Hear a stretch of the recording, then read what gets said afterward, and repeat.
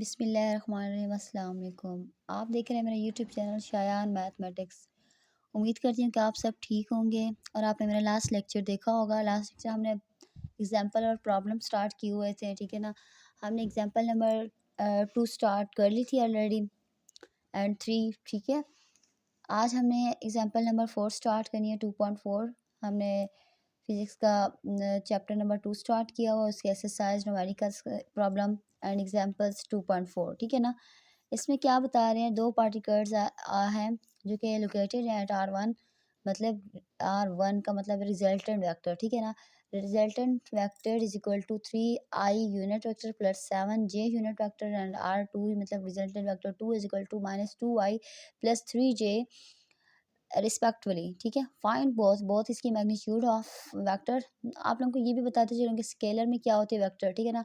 Scalar में हमारे पास जो होती है वो हमारे पास उसकी क्वांटिटी होती है एंड तो यहाँ पे ना डायरेक्शन हमारे पास भी होती है। अब यहाँ पे क्वांटिटी और डायरेक्शन दोनों चीज़ें होती है। यहाँ पे अब मैग्नीट्यूड में तो यहाँ पे वेक्टर उसे कहते हैं एंड ओरिएंटेशन का मतलब होता है डायरेक्शन, ओरिएंटेशन, ठीक है ना, जिसमें डायरेक्शन भी हो एंड इस तरीके से with respect to the X axis के ज़रिए। अब आप लोगों को पता है कि हमने गिवन डेटा की हेडिंग देनी होती है। गिवन डेटे में क्या लिखना होता है, गिवन डेटे में जो जो वैल्यूज़ हमें दी होती है वो हमने जस्ट लिखनी होती है यहाँ पे। अब यहाँ पे मैं लिख रही हूँ कि गिवन डेटा, ठीक है। यहाँ पे मैं लिख रही हूँ गिवन डेटा। यहाँ पे अब मैंने लिख लिया गिवन डेटा।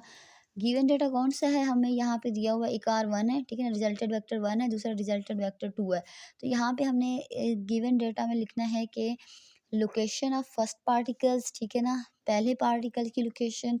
यहाँ पे अब मैं लिख रही हूँ location location of first particle, ठीक है ना। पार्टिकल इज इक्वल टू हमारे पास क्या है, रिजल्टेड वेक्टर R1, ठीक है ना। उसकी वैल्यूज़ क्या है, 3i unit vector plus 7j unit vector, ठीक है। ये मैंने लिख लिया है एंड नेक्स्ट अगेन हमने ऐसे लिखना है as it is location of second, ठीक है ना, लोकेशन ऑफ सेकंड पार्टिकल। ये हमारे पास इज इक्वल टू है R2 का रिजल्टेंट इज इक्वल टू, ये हमारे पास क्या है, 2i unit vector and plus 3j unit vector. ये माइनस में होगा, ठीक है, माइनस माइनस में होगा -2i। तो यहाँ पे ना हमने फाइंड क्या करना है, वो हमें बता रहे हैं कि फाइंड हमने एक ओरिएंटेशन मतलब डायरेक्शन करनी है, दूसरी हमने मैग्नीट्यूड करनी है, ठीक है ना। एंड हमने यहाँ पे लिखना है फाइंड टू फाइंड। अब फाइंड में हमने लिखना है मैग्नीट्यूड, हमने फाइंड करनी है। एक हमने resulted vector R2 minus R1 ये फाइंड आउट करना है, ठीक है। ये ब्रैकेट टाइप हमने लगा लेना है एंड हमने इसकी डायरेक्शन मालूम करनी है। मतलब मैं एक तरीके से ये कह रही हूँ कि हमने फाई मालूम करनी है, ठीक है ना। फाई एक हमारे पास थीटा होता है, दूसरी हमारे पास फाई होती है। फाई एंड थीटा हमने दोनों मालूम करने, तो यहाँ पे मैं लिख रही हूँ कि हमने थीटा फाई मालूम करनी है। ये हमारे पास फाई है एंड थीटा हम इस तरीके से लिखेंगे, ठीक है। तो इस तरीके से हमने इसको कैसे फाइंड आउट करना होता है, ये हमारे पास थीटा है एंड फाई को हमने इस तरीके से लिखना होता है, ठीक है। ये भी हमने फाइंड आउट करनी है ओरिएंटेशन डायरेक्शन में। अब हमने ना क्या करनी है, हमने जस्ट कैलकुलेशन कर लेनी है। कैलकुलेशन में क्या लिखना है वो मैं आप लोग को बताती हूँ।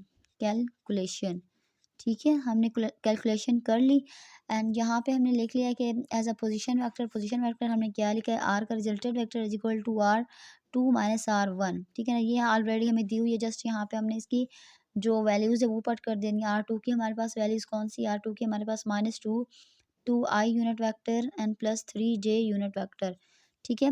ये हमारे पास R2 की कीमत है, माइनस यहाँ पे साइन लगाएंगे, R1 की लिखेंगे 3i unit vector plus 7j unit vector.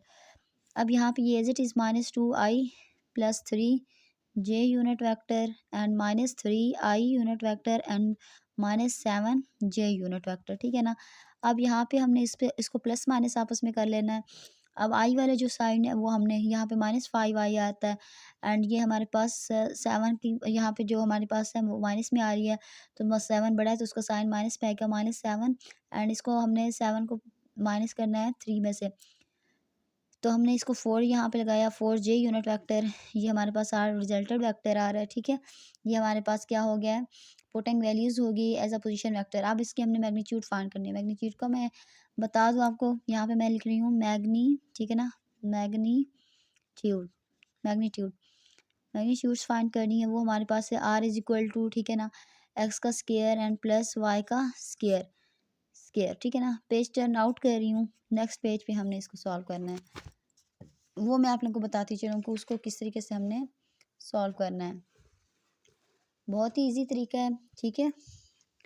यहाँ पे ना मैं आप लोग को ये भी बता दूँ कि हमारे पास जो वाई की एक्स की वैल्यू है, सबसे पहले हमारे पास क्या है, हाँ, एक्स की जो वैल्यू ये मैं बता दूँ, एक्स इज इक्वल टू हमारे पास है -5 and Y is equal to -4, ठीक है।